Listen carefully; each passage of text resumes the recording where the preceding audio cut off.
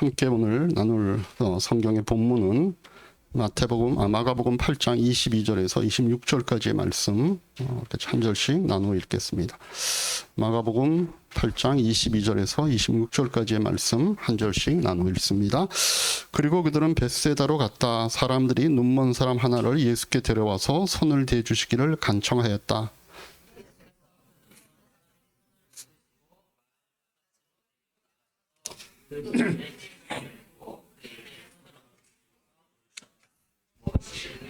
그 사람이 쳐다보고 말하였다. 사람들이 보입니다. 나무 같은 것들이 걸어 다니는 것 같습니다.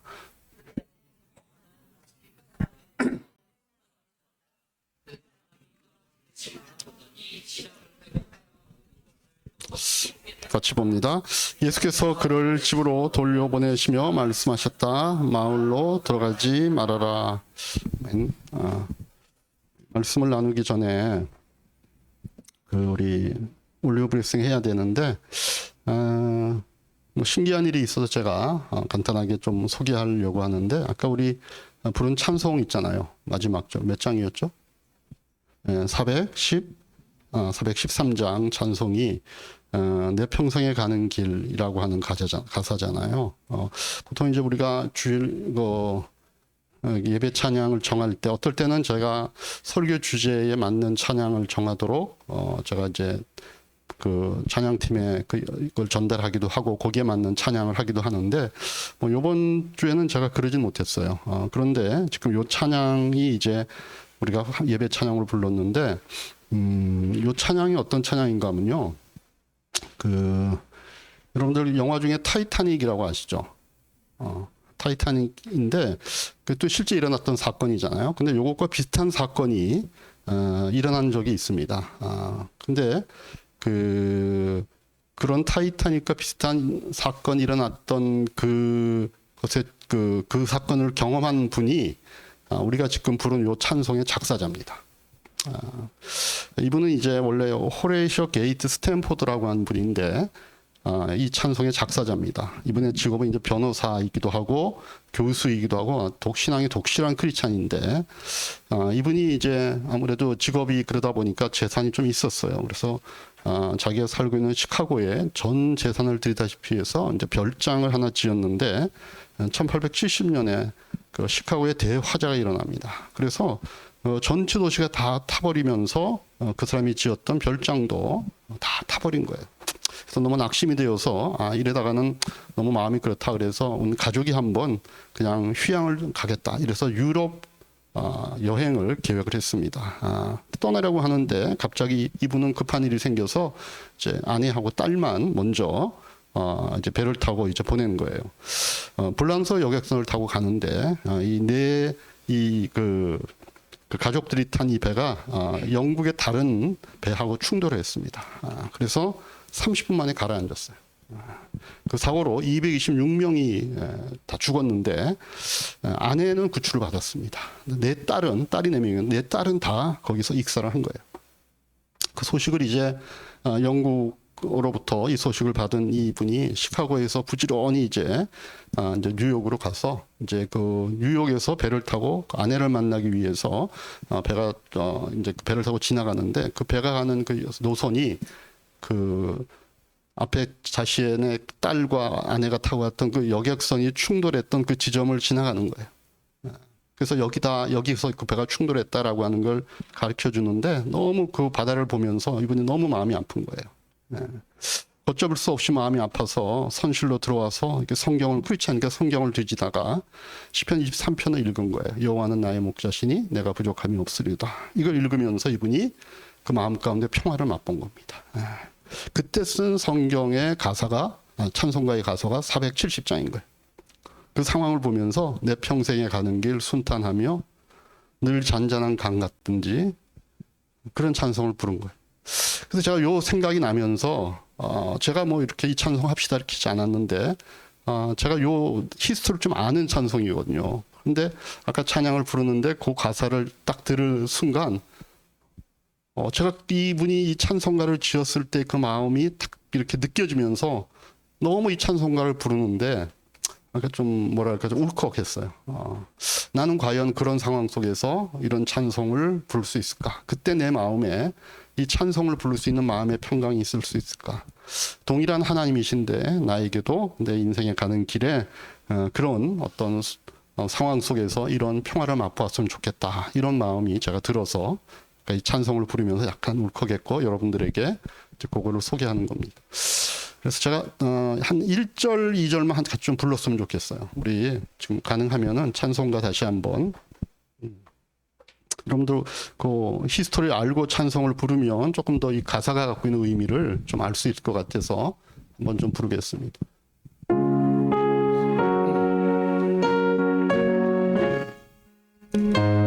평생 가는 길 순탄하여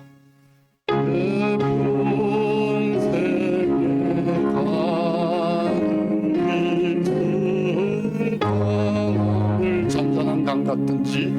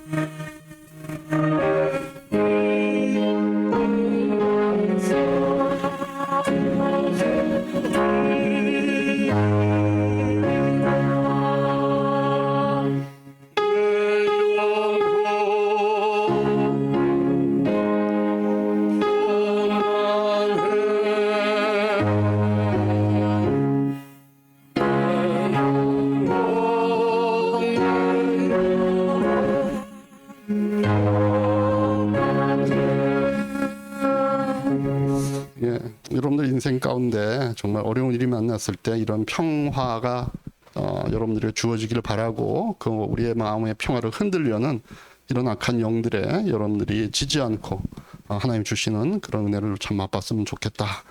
이런 마음입니다. 설교로 대신하고 그냥 마칠까요? 자, 올리브 브레싱 하는 시간입니다. 우리 자녀들을 위해서 함께 축복하며 기도합니다. 하나님 아버지, 이 시간 우리 사랑하는 하나님의 선물로 준 우리의 자녀들의 이름을 올려드립니다. 우리 승현이와 윤선이와 윤이, 또 호원이와 기원이, 수연이와 민규, 또 지원이와 수연이, 아인이와 성재, 또 아인이와 아윤이 하나님께서 그 이름들을 이 시간 기억해 주실 줄을 믿습니다. 이들은 다 하나님의 작품입니다. 이 땅에 선한 일, 하나님의 일을 하게 하려고 하나님께서 그리스도 예수 안에서 이들을 만든 줄로 저희는 믿습니다. 하나님, 이들을 이 땅에 보낼 때 하나님의 계획이 있고 뜻이 있고 예정하신 것들이 있습니다. 하나님, 그것들을 잘 이 땅에서 발휘하고 경험하며 나누며 사는 우리의 자녀들 되도록 축복하여 주시옵소서. 우리 자녀들의 사는 모습을 보고 많은 사람들이 하나님을 알게 하시고 하나님이 베풀어 주시는 그 은혜와 영광과 기쁨들을 부러워하며 또한 그것들을 추구하며 함께할 수 있는 자들이 주변에 모일 수 있도록 아버지 우리 자녀들에게 축복하여 주시옵소서. 예수님의 이름으로 기도하옵나이다. 아멘. 우리 자녀들은 자체 모임 위에서 이동하도록 하죠. 아닌가? 난 저 오늘 윤희가 와서 윤희가 오늘 전체 대신 하나 이렇게 생각한 건 아니야. 오케이. 그러면은 우리 자녀들은 같이 오늘 아인이하고 아윤이하고는 엄마하고 아빠하고 같이 예배를 드리면 될 것 같습니다. 예배 같이 잘 드릴 수 있지? 오케이. 아인이가 끄떡끄떡 대답을 한 것 같아. 자, 우리 앞뒤 옆에 분들 보시면서 하늘복으로 서로에게 한 번 더 축복하십니다. 하늘동 많이 맞으십시오.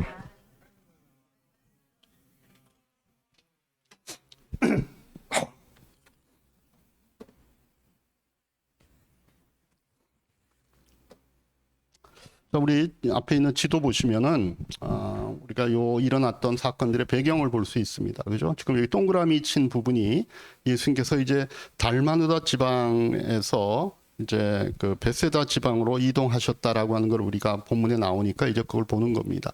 달마누다라고 하는 지역은 여기 갈릴리 호수인데 서쪽에 있는 그런 저 동그라미 친 부분에 있는 것이고, 베세다는 그 반대편입니다. 오른쪽에.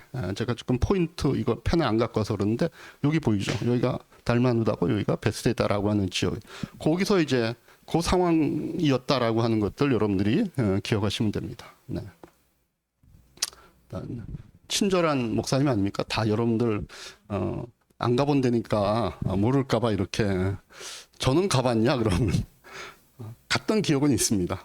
오래전에 갔던 기억은 있는데 거기였다라고 하는 것들을 그때는 알지 못했는데 저도 이렇게 보니까 이쪽 서쪽에서 건너편 동쪽으로 예수님께서 이동을 하시는구나 이렇게 우리가 알 수 있습니다. 거기에서 이제 베세다에서 벌어진 사건입니다.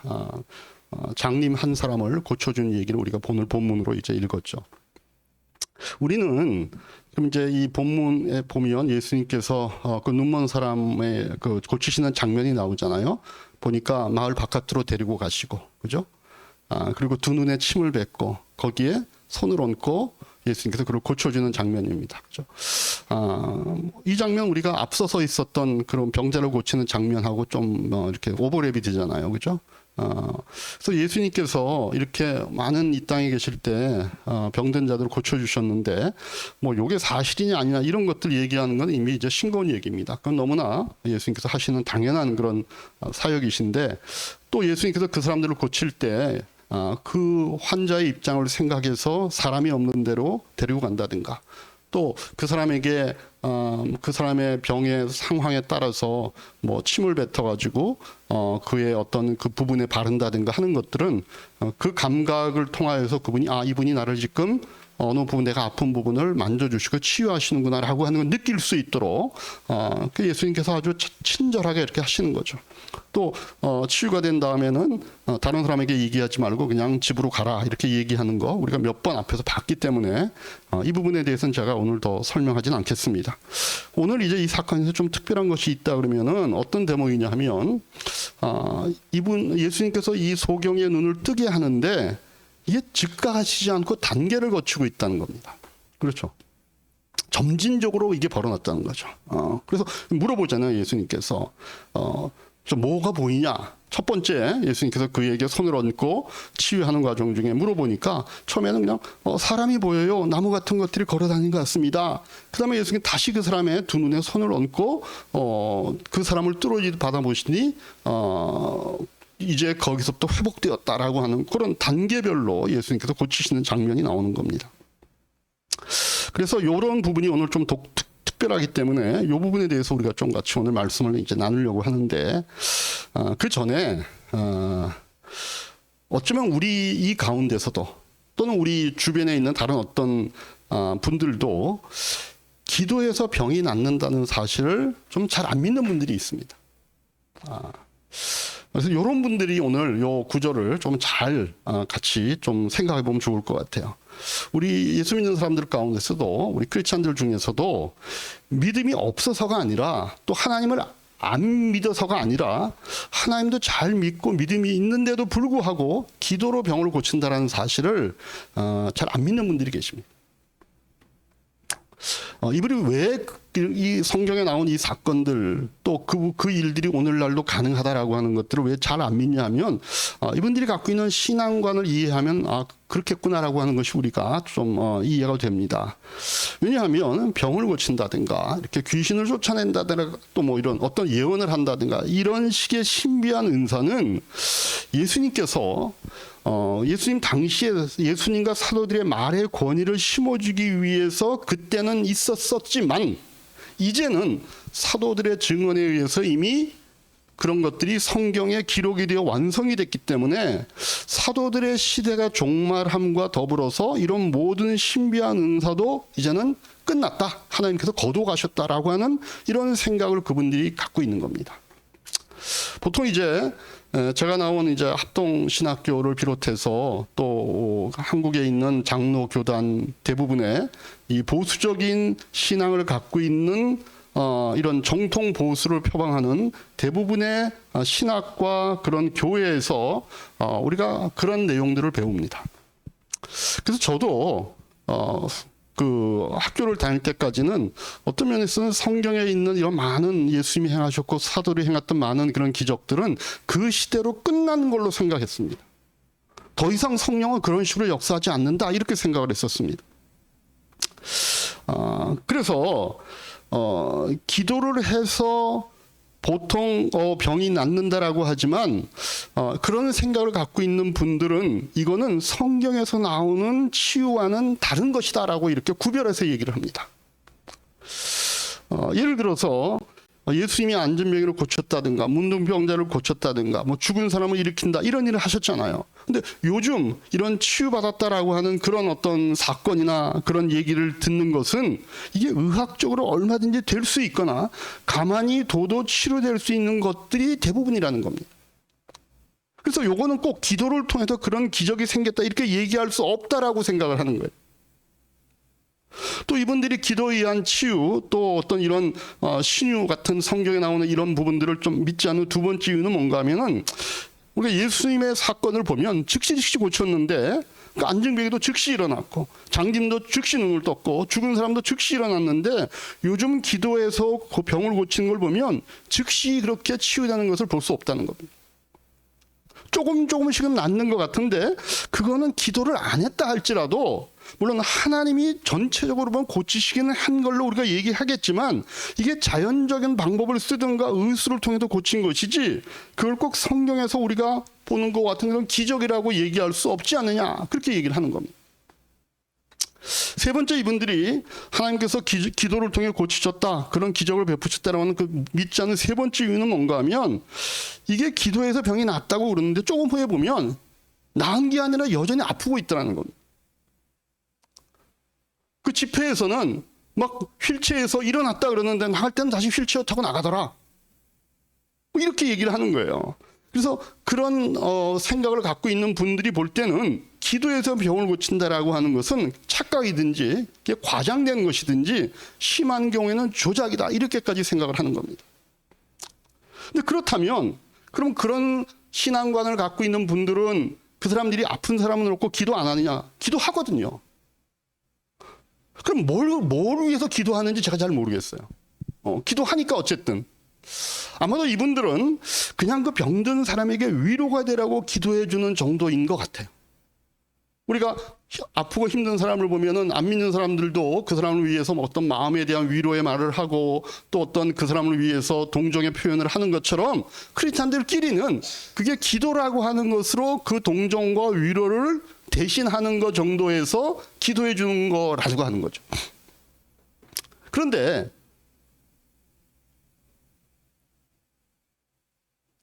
본인이 치유하시는 하나님을 직접적으로 체험을 했지 못했기 때문에 자기가 체험을 못했으니까 그런 건 없다라고 일반화하는 것이 그분들이 갖고 있는 어떤 약점입니다.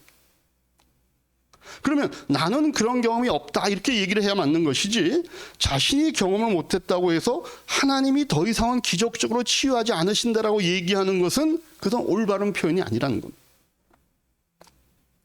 여러분 우리가 아프고 병든 사람을 위해서 기도하는 이유는요 그냥 위로의 방편으로 기도하는 정도가 아니라는 겁니다.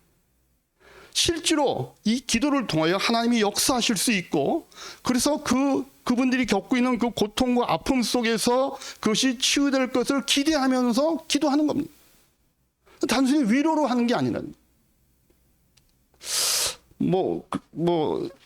요새 그런데 우리 주변을 보면 그렇게 기적적인 보다는 기도해도 그냥 일상적인 방법으로 고쳐진 것들이 많은 것은 사실입니다. 성경에 있는 예수님이 하신 것처럼 막 기도한다고 막 갑자기 소경이 눈을 뜨고 안진미가 일어나고 이런 것보다는 뭔가 우리가 보기에 이게 기도에서 나은 건가 아니면은 저게 그냥 어떤 자연적으로 나은 건가가 조금 이렇게 좀 헷갈릴 정도의 그런 부분들이 많게 치유되는 것들이 더 많습니다. 근데 이유가 있어요. 왜냐하면 그건 하나님이 지금은 기적적으로 고치시지 못하기 때문이 아니라 하나님 자신이 자연 법칙을 만드셨기 때문에 가능한 한 자신이 만든 자연 법칙을 깨지 않고 하나님이 역사하십니다. 그래서 우리가 기도하면 그 기도 응답이 올 때, 예를 들어서 우리가 어떤 이제 쌀이 떨어졌어요. 쌀이 떨어져서 기도하면 뭐 천장에서 갑자기 쌀이 쫙 떨어지는 게 아닙니다. 누군가가 쌀을 사올 만한 사람이 그 쌀을 들고 오는 거예요. 그래서 우리가 기도 응답을 받고 났는데도 혼동이 생기는 이유가 바로 그런 모습 때문입니다.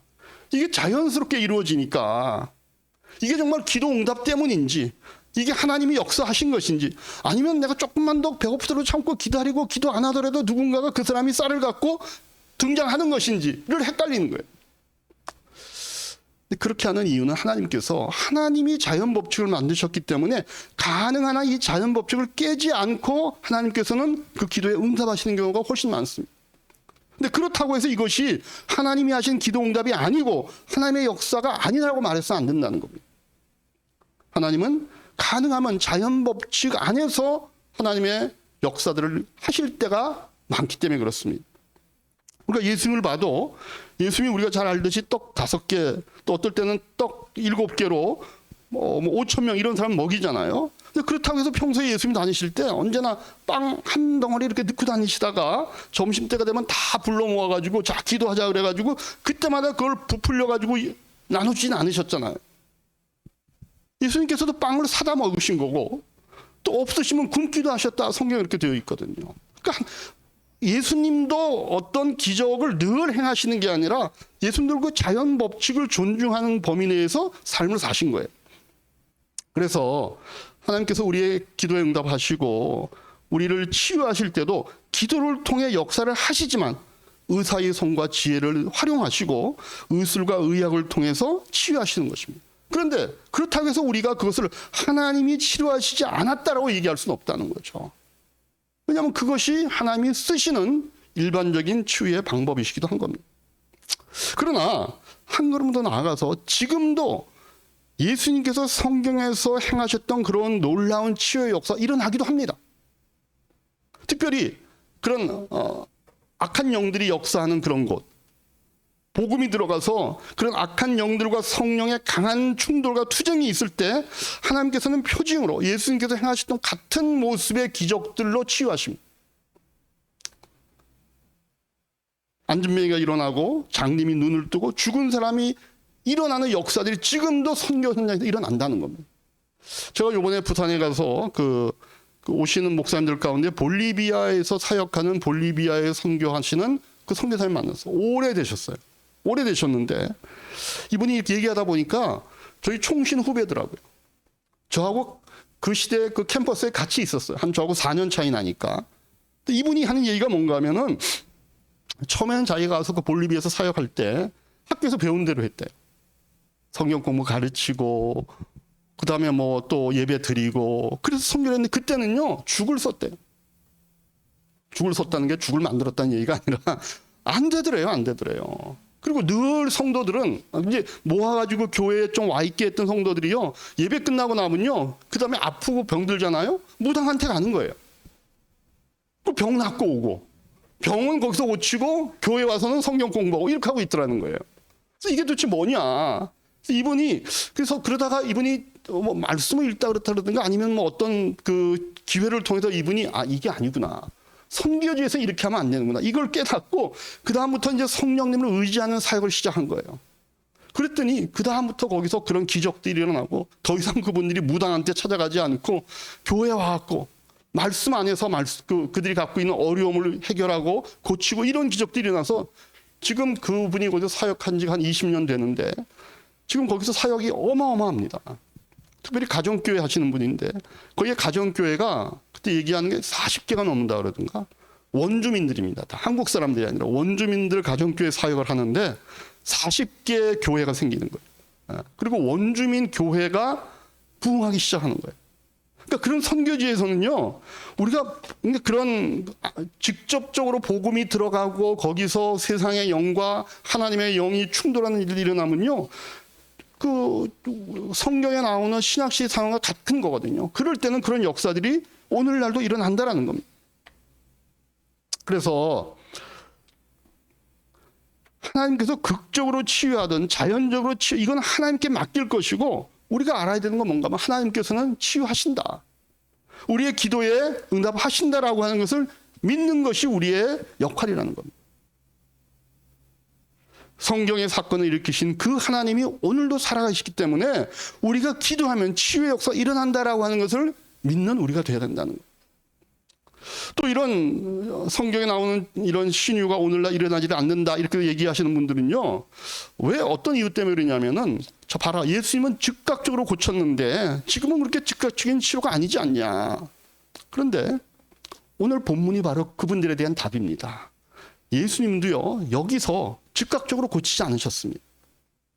오늘 23절부터 다시 한번 읽겠습니다. 23절부터 한 절씩. 예수께서 그 눈먼 사람의 손을 붙드시고 마을 바깥으로 데리고 나가셔서 그 두 눈에 침을 뱉고 그에게 손을 얹으시고서 물으셨다. 무엇이 보이느냐?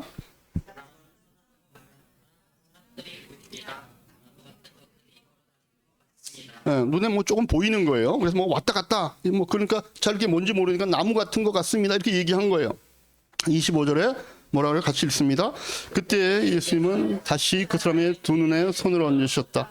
그 사람이 뚫어지시리 바라보니 시력을 회복하여 모든 것을 똑똑히 보게 되었다. 두 번째 손을 얹으셨을 때 그분이 이제 완전히 나은 거예요. 자, 예수님께서 보통 때는 그냥 단수면 고치셨는데 왜 이번에는 단계를 거치셨는지 우리는 이유를 몰라요. 성경이 그 이유를 말해주지 않아요. 이게 장님의 믿음과 관계에 있는 것인지, 아니면 뭔가 기도하는 방해의 요소를 극복하기 위해서. 그래서 제가 지지난번에 설교할 때 그랬잖아요. 그래서 그 끈질기게 기도해야 된다 우리가 그랬잖아요. 그래서 그 이분의 질병을 치료하는데 어떤 장벽이 있었는지 잘 모르겠지만 한 가지 틀림없는 거는 예수님께서도 이렇게 단계적으로 점진적으로 병을 고치실 때가 있었다라는 겁니다. 우리가 잘 아는 또 10명의 문둥병자 고치는 사건도 있잖아요. 이분들이 예수님하고 있는 그 당시에 고친 것이 아니라 제사장에게 보이려고 가는 동안에 고쳐진 거예요. 그러니까 예수님도 항상 즉각적으로 고치신 것만은 아닌 거예요. 그러니까 예수님께서 이렇게 단계적으로 점진적으로 치유하셨다면 여러분이나 저 같은 사람은 어쩌면 누구를 위해 기도할 때 이게 2단계, 3단계, 40단계, 50단계가 걸려도 사실은 괜찮은 거예요. 이게 단계적으로 일어날 수 있는 겁니다. 치유의 역사가 일어난다라고, 그런 단계를 거쳐 일어난다고 해서 우리가 이게 하나님이 치유해야 되는지 아니다라고 얘기할 수 없다는 겁니다. 즉각적으로 고치는 것만 하나님이 고치는 거고, 점진적으로 고치는 것은 하나님의 치유가 아니다라고 생각해서는 안 된다는 거예요. 아마 제가 생각하기에 이렇게 성경을 보면 하나님 왜 그렇게 하실까? 즉각적으로 고치면 더 좋을 텐데, 그런 마음이 들 때가 있는데, 제가 생각하기에는요, 어떤 경우에는 즉각적으로 고침을 받으면 그 후로는 사람이 갖고 있는 성향상 하나님을 금방 잊어버릴 수 있습니다. 제가 그런 경우 많이 봤거든요. 그 기도의 문제를 놓고 기도했어요. 하나님 응답해 주셔요. 그러면 기도한 비포와 애프터가 뭐랄까 좋은 쪽으로 달라져야 되잖아요. 근데 우리는 그렇게 될 거라고 생각하고 기도했잖아요. 그 문제를 놓고 기도하고 또 그 사람이 아플 때 기도하고 그러잖아요. 근데 의외로 그 문제가 해결되면 변하는 사람들이 있더라고요. 그 문제가 해결되면 더 하나님으로부터 멀어지고 더 세상으로 가는 사람들이 있더라고요. 그래서 어쩌면 우리가 하나님이 단계적으로 치유하시는 이유는 우리가 잘못하면 하나님을 금방 잊어버리고 살 수 있기 때문에 하나님과 더 머물러 있는 시간들을 하나님께서 주시는 건지도 몰라요. 그 치유될 동안은 어쨌든 하나님 앞에 머물러 있을 거 아니에요. 그 사람에 따라서는 그럴 수 있는 것 같아요. 그래서 즉시 고치는 것만 하나님이 고치는 것이고, 우리가 즉시 고치는 것만을 기대하고 꼭 기도할 필요는 없는 거예요. 그냥 치유를 위해 기도하는데 그건 하나님이 어떻게 하시건 하나님의 방법으로 하시는 거예요. 단계적으로 천천히 고치시던 아니면 즉각 고치시던, 이건 주님의 영역이고, 우리가 할 일은 뭔가 하면 우리가 하나님께 치유를 위해 기도하면 하나님이 치유의 역사를 베푼다는 것을 우리가 믿고 기도해야 되는구나. 이게 우리의 할 역할이라는 거죠. 그래서 우리가 누구를 위해 기도하고 또 자기 자신의 병을 놓고 기도할 때 우리는 치유가 금방 일어나지 않는다고 너무 낙심하지 말고 기도할 수 있어야 됩니다. 내가 기도해서 조금 더 나으면 내일 기도하면 조금 더 나을 것이고 그 다음 또 기도하면 조금 더 나을 것이라는 것을 우리가 기대하고 소망을 갖고 기도하는 우리 이야기의 성도님 되시기를 주님의 이름으로 축복합니다. 여러분, 기도하면서 치유하는 거 이거 인정하지 못하는 분들이 제시하는 이슈 중에 하나가 뭔가 하면은 예수님께서 완전히 고치셨는데 왜 지금은 치유한다라고 얘기하는 그 쪽에서도 고친 것 같은데 조금 있다가 왜 다시 재발하느냐, 그럼 그 치유가 안 된 거 아니냐, 이렇게 얘기하거든요. 근데 사실은 예수님께서도요 재발에 대해서 얘기하셨습니다. 요한복음 5장에 보면 예수님께서 38년 된 중풍병자 고치면서 5장 14절에 이렇게 얘기하시는 장면이 나옵니다. 우리 같이 한번 읽겠습니다. 그때 예수께서 성전에서 그 사람을 만나서 말씀하셨다. 보아라, 내가 말끔히 나았다. 다시는 죄를 짓지 말아라. 그리하여 더 나쁜 일이 너에게 생기지 않도록 하여라. 병 가운데는요 죄 때문에 생기는 병이 있다고 성경이 얘기합니다. 그래서 그 병이 치유되었다 할지라도 다시 그 사람이 그 죄된 생활로 돌아가게 되면 그 전보다 더 심한 병이 생길 수도 있는 겁니다. 그러니까 귀신에게 시달리는 사람이 그 귀신을 쫓아내도 자신이 그 귀신을 들어오게끔 만들었으니까 그 귀신이 들어온 거니까 그 근원이 완전히 제거되지 않으면 더보다 더 악한 귀신이 들어올 수 있는 거야. 그러니까 집을 깨끗이 청소해 놓으면은, 그죠? 그 다음에 누군가가 거기를 장악해야 되는데 거기에 대한 그 확실한 그게 없으면 또 다른 더러움이 들어올 수 있다는 거예요. 그래서 예수님께서도 이 재발의 가능성을 얘기해 준 거예요. 보아라, 내가 말끔히 나았다. 다시는 죄 짓지 말아야 돼요. 만약에 죄를 지으면 그보다 더 나쁜 일이 너에게 생길 수 있기 때문에.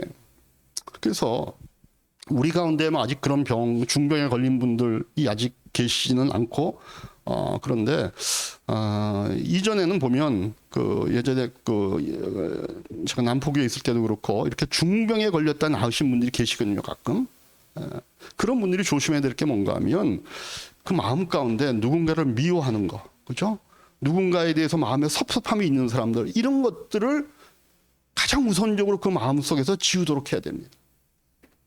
사단이 마음속에 틈탈 수 있는 요소들을 제거하지 않으면은요, 우리는 그 병과 그런 질병으로부터 자유로워지지 않습니다. 그래서 자기가 옛날에 그런 병에 시달리다가 치유가 되어서 나았다 하면 그 다음부터는 다시 그런 생활 속으로 묶이면 안 됩니다. 그러나 이런 꼭 죄로 인한 재발이 아니라 할지라도 어떤 내가 옛날에 하나님께 그 질병 가운데 하나님으로부터 우리가 기도받아서 치유가 되었는데 재발한다고 해서 앞에서 고침받은 것까지 하나님께서 고치신 것은 아니다, 이렇게 얘기할 필요는 없는 겁니다. 왜냐하면 우리가 요한복음을 봐도 죽어서 나흘이 지나서 냄새가 나는 나사로를 예수님께서 살리셨잖아요. 예수님께서 나사로 살리셨어요. 죽은 가운데 일으키셨어요. 그런데 나사로 결국 죽잖아요, 나중에. 근데 그러면 죽었으니까 결국은 나사로 살린 거 아니지 않냐, 이렇게 얘기할 수 없잖아요. 그러니까 우리가 하나님께서 누구를 치유하셔요. 치유하신 다음에 나중에 재발이 됐다고 하면 그 앞에서 하나님께 그에게 베푸시는 그 치유가 아니었다고 얘기하는 것은 말이 안 맞는단 말이죠. 치유가 되었지만 어떤 상황으로 해도 그 사람이 다시 그 질병 가운데 분명히 들어갈 수도 있는 가능성이 있다는 것이죠. 그래서 우리가 하나님께 치료받고 우리가 기도에 의해서 치유가 되어도 우리가 이 세상에 사는 동안은요, 우리는 다 늙어요. 다 쇠약해집니다. 또 다른 질병을 앓기도 하고, 그죠? 기도해서 그 병을 고쳤는데 또 다른 병을 앓을 수도 있어요. 어쩌면 내가 치유받았던 그 병이 시간이 흐르면 또 그 병에 걸릴 수 있습니다. 그러니까 우리가 이 세상에 사는 동안에는 어쩔 수 없어요. 그렇게 보면요, 완전한 치유는 언제 일어나느냐? 죽음이 결국은 완전한 치유입니다.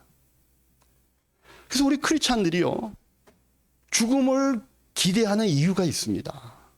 왜냐하면 완전한 치유가 죽음이기 때문에 그렇습니다. 그럼 보세요. 우리가 오는 세월 막을 수 없습니다. 늙는 거 가로막을 수가 없습니다.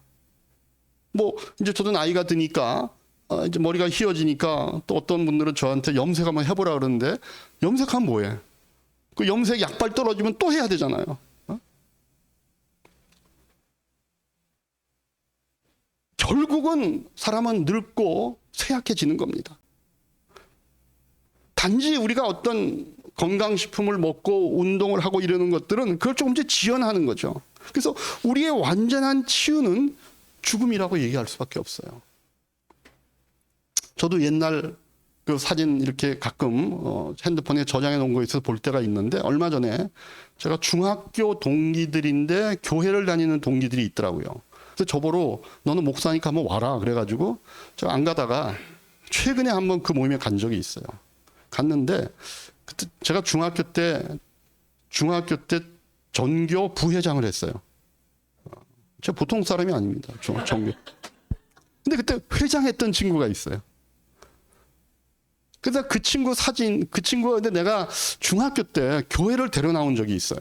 야, 교회 오면은 좋다. 그랬더니 걔가 물어본 첫 마디가 기억이 나는 게 가면 여학생이 있냐 그러더라고요. 그래서 그때 이제 남녀가 다 그 공학보다는 그냥 남자 학교, 여자 학교니까 교회 오면 당연히 여학생들이 있지 그랬더니 그럼 그러냐? 그렇게 하고 한번 온 적이 있어요. 언제 왔냐면 야유 예배 갈 때. 그냥 주일에는 못 오고 교회에서 야외 예배 간다 그러니까 같이 이제 왔는데 그 사진이 저한테 있더라고요. 제가 그 사진 이렇게 보여줬더니 거기 있는 다른 그 동기들이 뭐라 그러냐면 야, 너 되게 이뻤다 그러더라고. 근데 보니까 그 회장했던 친구가 남자인데 굉장히 이뻤어요. 근데 지금은요, 좀 할아버지야. 머리도 허옇고 수염도 이렇게 나고 그런 모습을 보면서 참 그때는 내가 생각해 보면은 그 친구가 너무 잘생겼기 때문에 그 여학생들이 많이 따랐던 것 같아요. 근데 결국은 나이가 들면 참 옛날 모습과 비교해 보면은 좀 사람들이 아무래도 좀 초라해 보이고 그러잖아요. 초췌해 보이고. 근데 이게 뭐 누구만 그런 게 아니라 사실은 뭐 그 안에 모였던 사람들이 다 그런 거죠. 뭐 다 그런 거죠. 그래서 우리는 다 늙고 쇠약해질 수밖에 이 세상에 사는 동안에 완전한 치유는 언제 이루어지느냐? 죽을 때 죽음이 치유인 겁니다. 왜 그래요? 그러면 우리가 죽음이라고 하는 관문을 지나가면 우리는 하나님이 예비하신 영광스러운 몸을 입고 그곳에 가면 드디어 우리의 죄된 몸을 벗고 하나님과 만나서 마음껏 웃고 즐거워할 때가 오는 겁니다. 여러분 우리가 이 세상에서 잠깐 행복을 맛보지만 그 행복이 완성되는 지점이 언제예요? 이 죽음이라고 하는 관문을 지나서 하나님과 만날 때 우리가 완성이 됩니다. 우리가 요한계시록 같은 데 읽어보면 이렇게 나중에 그 천국을 묘사하는 장면들이 나오잖아요. 우리 가정교회 처음 시작하신 최영기 목사님이 이제 사모님이 얼마 전은 아니죠. 지금 한 2년 됐나요? 3년 됐나? 거의 30년 가까이 암으로 투병하시다가 이제 돌아가셨는데 근데 암 환자 같지 않게 사시다 돌아가셨어요. 돌아가시기 한 2, 3개월 정도 그 암으로 인한 통증 때문에 힘들어했지 암이 걸리신 한 30년은 그대로 너무 잘 사셨어요. 똑같이. 근데 마지막 이제 두 분이 나눈 얘기를 들려주시는데 최 목사님하고 사모님하고 마지막 나눈 얘기가 뭔가 하면 여보 이제 먼저 당신 가면 우리가 같이 나중에 천국에서 볼 텐데 천국은 너무 좋은 곳이고 너무 넓은 곳이잖아. 거기서 우리가 어떻게 만나지? 그래서 남대문에서 만나기로 하셨답니다. 남쪽에 있는 문에서 만나기로 두 분이 약속을 하셨답니다. 그러면서 사모님 먼저 떠나셨다고. 그래서 그 얘기를 해주시더라고. 우리가 그 남쪽 문에서 만나기로 했다. 여러분들도 같이 예수 믿는 그런 주변에 가족이나 또는 이런 분들이 있으면 약속 장소를 정해 놓으십시오. 거기에 시계가 없을 수도 있으니까 시계탑 앞에서 만나자 그러면 안 될 것 같고 그러니까 어디서 만납시다. 여러분들 부모님하고도 나중에 천국 가서 우리가 부모 자식 관계는 아니겠지만 그래도 서로 알지는 않겠어요. 그러면 우리가 어디서 만납시다 나중에. 거기는 드디어 우리가 이 세상에서 살면서 힘들었고 불편했고 아팠고 이런 것들이 다 해결되는 장소잖아요. 그래서 우리가 이 세상에 살면서는요, 좀 불편하게 사는 거예요.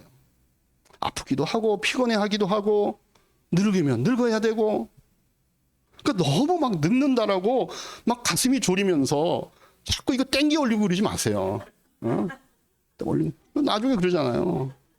나중에 어떤 배꼽이 여기가 있다고 하도 땡겨 옮겨.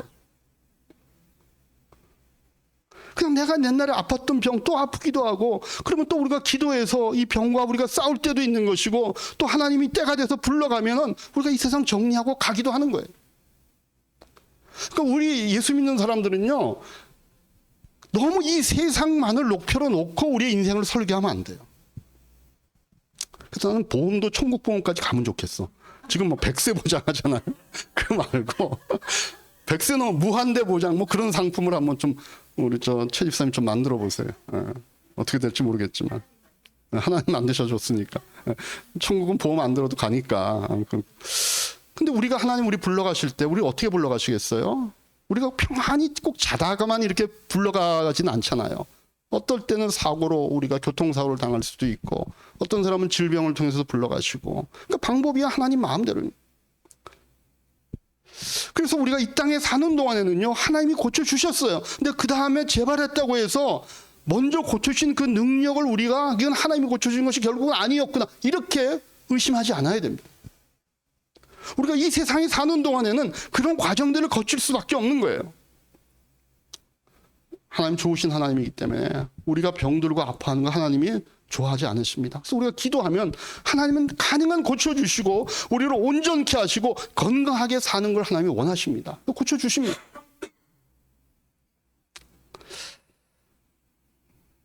그래서 우리가 병들고 아플 때 꼭 기도할 수 있기를 바랍니다.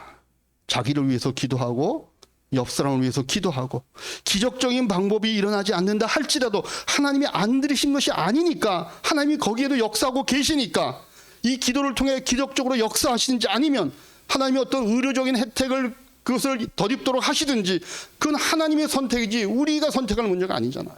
근데 우리의 책임은 기도하는 겁니다. 기도하는 것. 여러분, 우리가 병고침을 받지 못하는 가장 큰 이유가 뭔가 보면, 병고침을 받는 것이 하나님의 뜻이 아니라고 믿기 때문입니다. 우리가 구원받는 건 하나님의 뜻인데, 우리가 건강하게, 우리가 병에 걸리지 않고 사는 것은 하나님의 뜻이라고 생각을 못하는 거예요. 근데 아니잖아요. 우리가 예수님의 지금 사건을 우리가 성경에서 보는 이유는, 예수님은 이 땅에 하나님의 뜻을 이루기 위해서 오셨는데, 그 뜻 중에 하나가 오늘 성경을 통해 보면 병 가운데 있는 그런 아프고 힘든 자들을 불쌍히 여기고 그 모든 병과 그들의 약한 것들을 고치시는 것이 예수님의 모습이셨습니다. 왜냐하면 그게 하나님의 뜻이니까. 동일하게 우리가 그 하나님을 믿는다면 오늘도 하나님은 우리에게 동일하게 하나님의 자녀들이 이 땅에서 건강하게 질병을 이겨내고 하나님의 사역을 하며 이 땅에 살기를 원하시는 겁니다. 한 가지 분명한 거, 우리가 기도할 때 하나님이 치유로 역사하신다는 것이죠. 금방 치유하든지 서서히 치유하든지 이건 하나님이 하시는 일이고, 우리가 믿어야 될 거는 하나님은 치유하시는 하나님이다라고 하는 것을 믿을 뿐입니다. 한 가지 제가 덧붙여서 마무리하면서 말씀드리고 싶은 것은, 왜 우리가 건강해야 되는가를 알아야 됩니다. 제가 아는 목사님께서 이런 말씀을 해준 적이 있습니다. 자기는 교회에 어떤 분이 와갖고 좀 이렇게 병 낫기를 위해서 기도해달라 그러면 좀 답답함을 느낄 때가 있다는 거예요. 왜냐하면 이렇게 보면 이분은 병을 낳으면 더 나쁜 짓을 할 분 같은 거예요. 이분이 지금 좀 삶이 좀 그렇다가 지금 아파서 누워있으니까 아내도 덜 때리고, 노름도 덜 하고 이러는데, 건강해지면 어떻게 될까, 이 사람이? 힘써서 또 때리고 또 노름하고 그럴 거 아니에요. 그래서 우리가 건강을 위해서 기도하는데, 왜 건강해야 되는지를 기도할 때 하나님 앞에 같이 기도할 수 있어야 됩니다. 하나님, 저 아픈 거 고쳐주세요. 하나님, 이분 지금 이렇게 병에 고생하고 있는데 이 성도 고쳐주세요 얘기할 때 왜 건강해야 되는지까지를 함께 우리가 생각해야 됩니다. 하나님, 저에게 건강 주시면 제가 앞으로 주님 위해 살겠습니다. 하나님 제게 건강 주시면 제가 이제부터는 내 욕심과 내 삶을 위해서만 사는 게 아니라 하나님은 증언하고 예수님이 증언해서 살겠습니다. 제가 더 열심히 일하고 제가 더 어렵고 힘든 자를 위해서 내가 나의 모든 것들을 드릴 수 있는 이런 사람 되겠습니다. 하나님 그러니까 제게 건강 이런 약속을 하면서 우리가 그 기도를 해야 된다는 겁니다. 여러분 건강 자체가요 축복은 아닙니다. 뭘 하기 위해서 건강이 필요한가 이걸 결정하셔서 주님 앞에서 이 건강의 어려움 때문에 내가 겪는 이 고통이 없어지면 이제는 내가 깨달은 사명을 제대로 행하고 그 사명대로 살고 그것을 감당하기 위해서 하나님 저에게 건강 주시오라고 기도할 수 있는 분들이 되셔야 합니다. 그렇게 믿음으로 기도하셔서 제가 지난주에 얘기했죠. 이 남아있는 반년 동안 우리가 뭐 해보자고? 염려하지 말고 기도하고 즐거워하자. 제가 지난 금요일에 우리 목장할 때 시험 봤거든요. 그랬더니 다 그렇게 알고 있다 우리 목원들은. 대단한 목원들이에요. 그죠? 쉽게 우리가 남아있는 반년 동안 하나님 앞에 약속할 것 염려하지 않고 기도하고 그래서 즐거워하며 살자. 오늘 거기 하나 더 추가하시기 바랍니다. 내가 남은 반년 동안 나 아프고 힘들 때 다른 걱정과 염려를 살아야 피보다 이 문제를 놓고 하나님 앞에 기도하며 하나님 제가 이 병을 통하여 하나님 더 잘 섬길 수 있는 단계로 나아가도록 하나님 저에게 은혜 베풀어 주시고 그래서 이 병으로부터 자유롭게 하나님 허락해 주십시오 라고 기도하는 분들 되시기를 주님의 이름으로 축복합니다. 기도하겠습니다.